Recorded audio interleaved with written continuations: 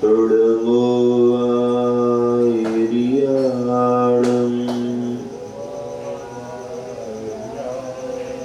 प्रणमो वत्सायाणम्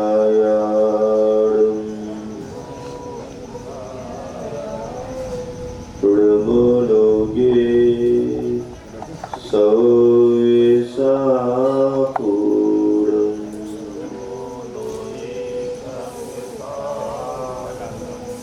पंच परमेष्टि भगवान की, अहिंसा परमो धर्म की, गुरुवर आचार्य श्री विद्यासागर जी महाराज की, आचार्य प्रवर समय सागर जी महाराज की,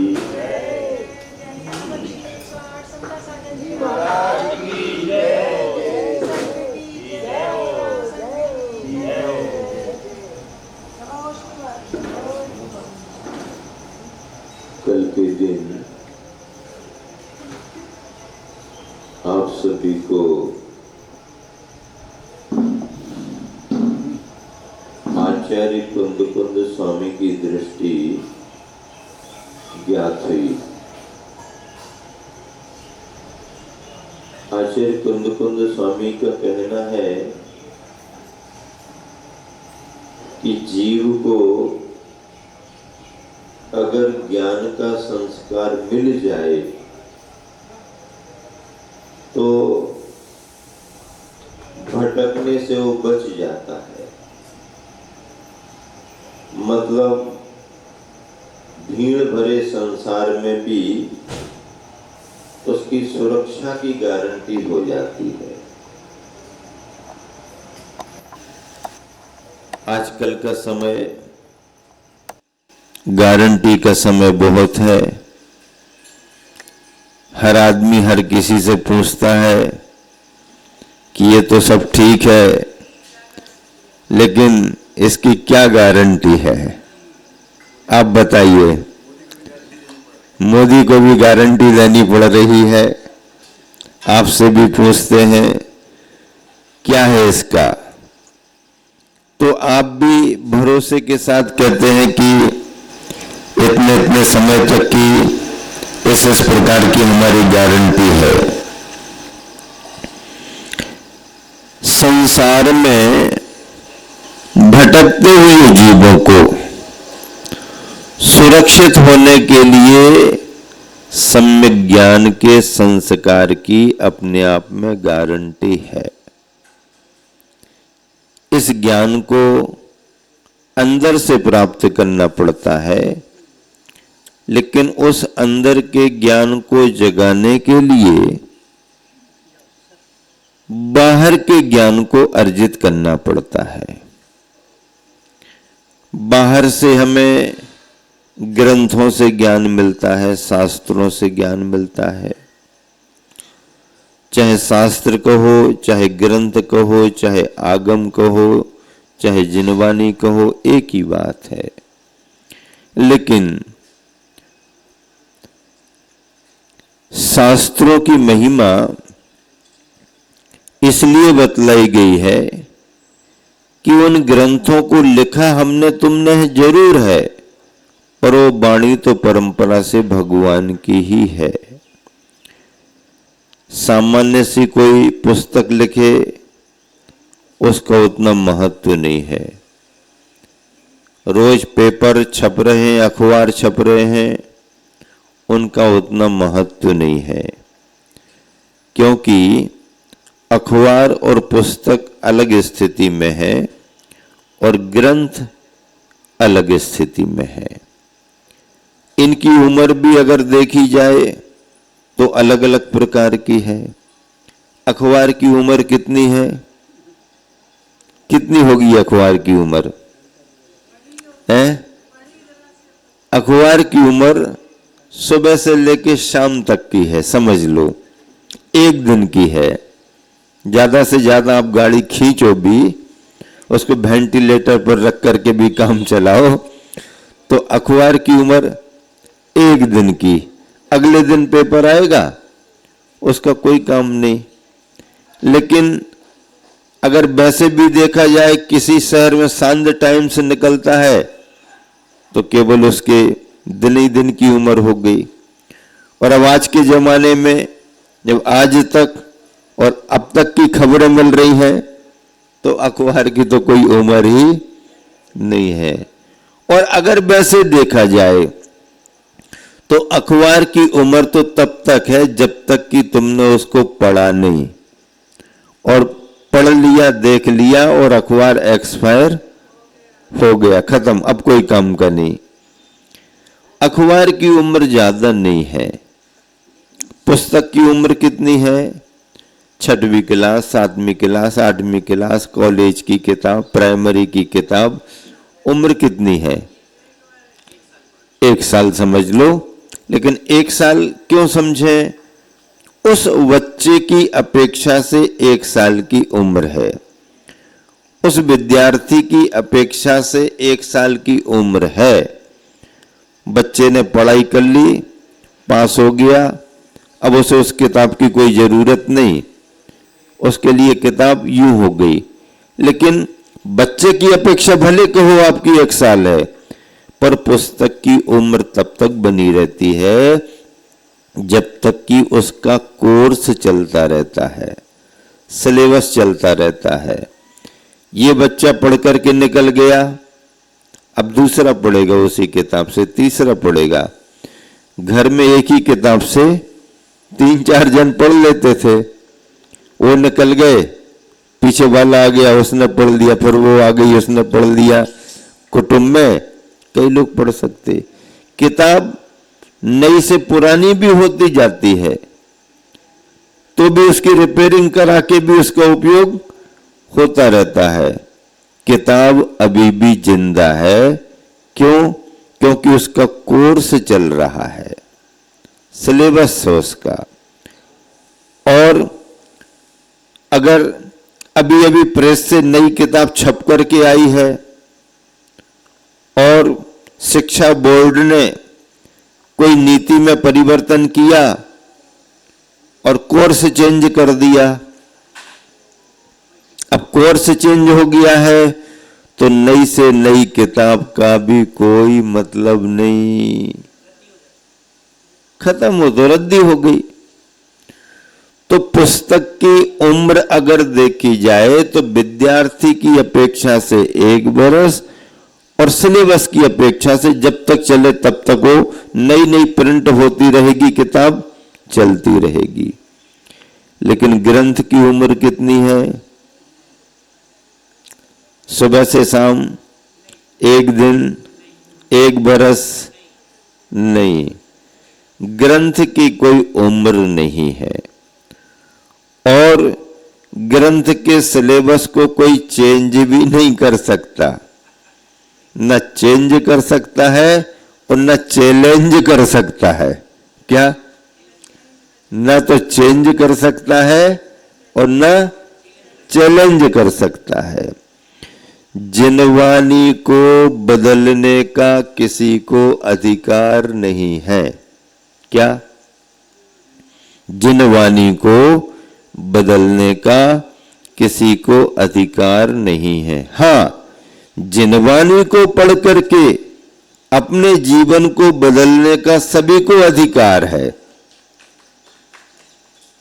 जिनवानी को पढ़ करके अपने जीवन को बदलने का सभी को अधिकार है, लेकिन जिनवानी को बदलने का किसी को अधिकार नहीं है।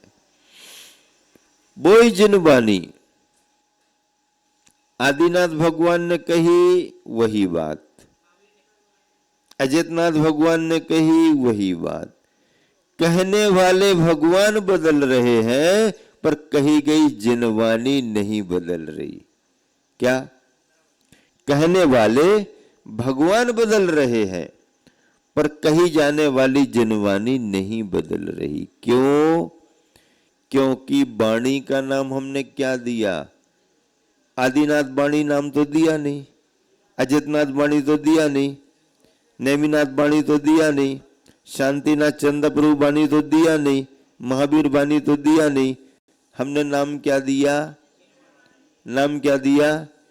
जिनवानी नाम दिया। आदिनाथ वाणी देते तो केवल आदिनाथ से जुड़ती, अजितनाथ से नहीं जुड़ पाती। शांतिनाथ वाणी देते तो सुपारसनाथ चंदा प्रभु मुनि शुभ्रस्ती नहीं जोड़ पाती, लेकिन हमने क्या नाम दिया? जिनवाणी। अब जिनवाणी का मतलब क्या है?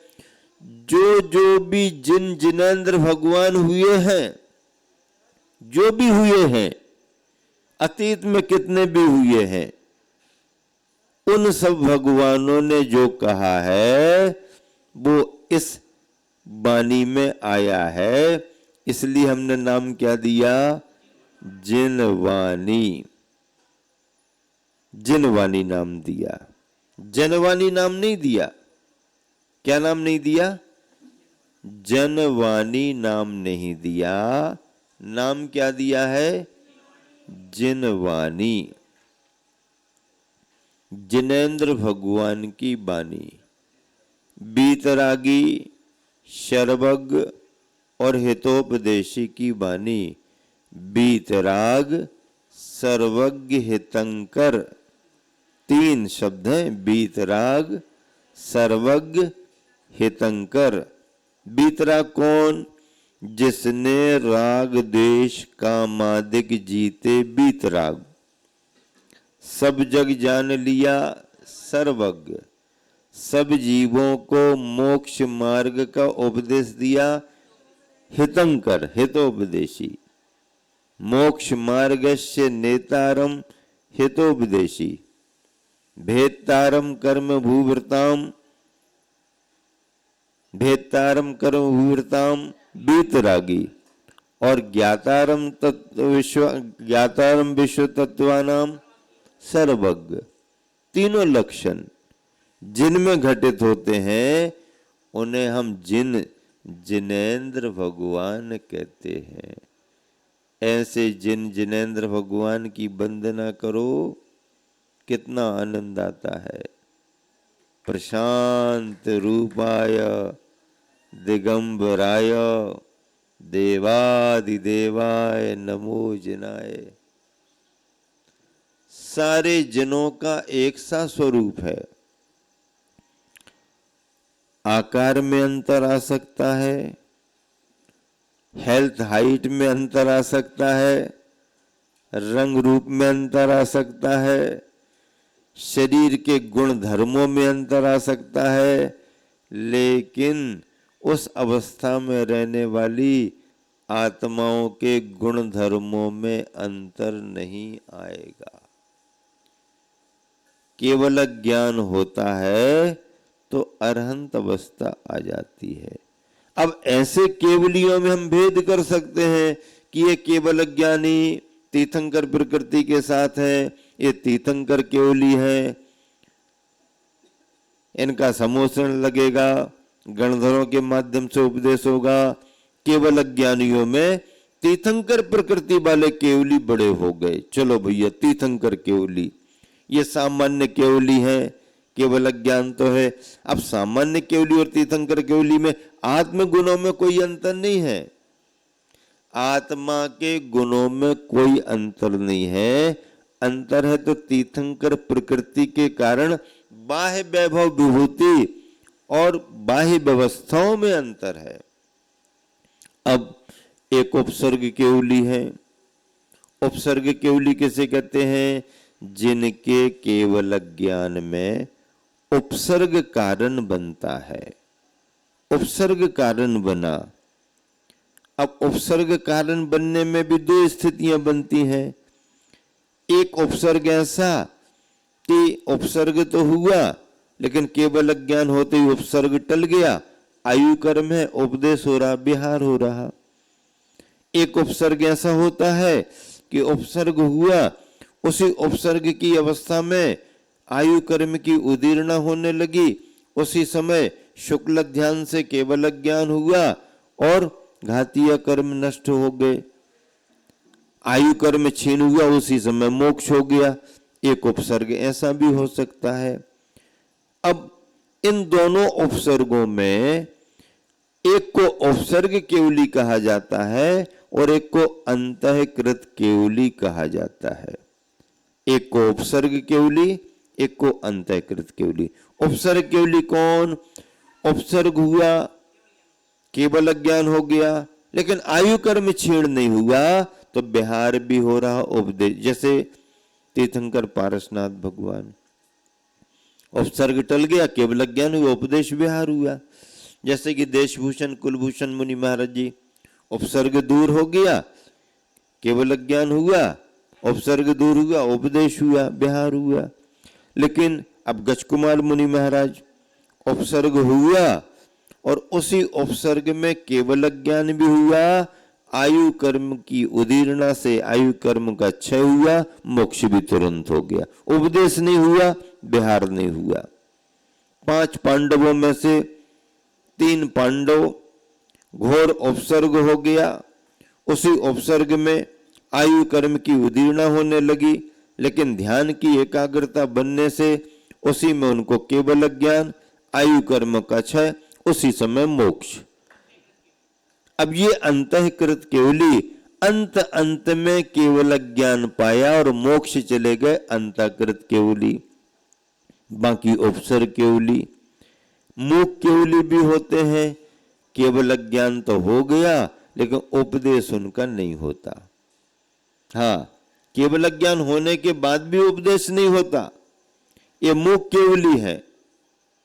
समुद्घात केवली, आयु कर्म 6 महीने का बचा हुआ है, अघातीय कर्मों में स्थितियां अलग अलग हैं, आयु कर्म थोड़ा बचा, शेष 3 अघातीय कर्मों की स्थिति ज्यादा है, तो उन अघातीय कर्मों की स्थिति को आयु कर्म के बराबर बनाने में समुद्घात की स्थिति बनती है, ऐसी समुद्घात की स्थिति बनती है। तो इस तरह से ये सभी संदर्भ केवल ज्ञानियों से जुड़े हुए हैं। किससे जुड़े हुए हैं? केवल ज्ञानियों से जुड़े हुए हैं, केवल ज्ञान का संबंध है। उन्हीं केवल ज्ञानियों से जो ज्ञान आगे बढ़ा वह हमारे पास तक आया हुआ है। तीर्थंकर केवली 1, सामान्य केवली 2, उपसर्ग केवली 3, अंतःकृत केवली 4, मूक केवली 5, समुद्घात केवली 6 और श्रुत केवली और जोड़ दो। अब भले केवल ज्ञान नहीं है लेकिन द्वादश अंग का सार है। ऐसे ये विशिष्ट केवल ज्ञानी केवलियों की चर्चा आपके बीच में रखी गई। ऐसे केवल ज्ञानियों से ज्ञान की परंपरा जो आगे बढ़ी है, वह ज्ञान की परंपरा हमारे पास तक आई है। ज्ञान की परंपरा तो बर्फ के बहुत बड़े ढेले के समान थी, लेकिन अब वहां से आते आते आते आते आते आते आते वो बर्फ घुलता जा रहा, घुलता जा रहा, घुलता जा रहा, घुलता जा रहा, और आखिरी में हमारे पास आते आते आते आते बर्फ क्या बचा?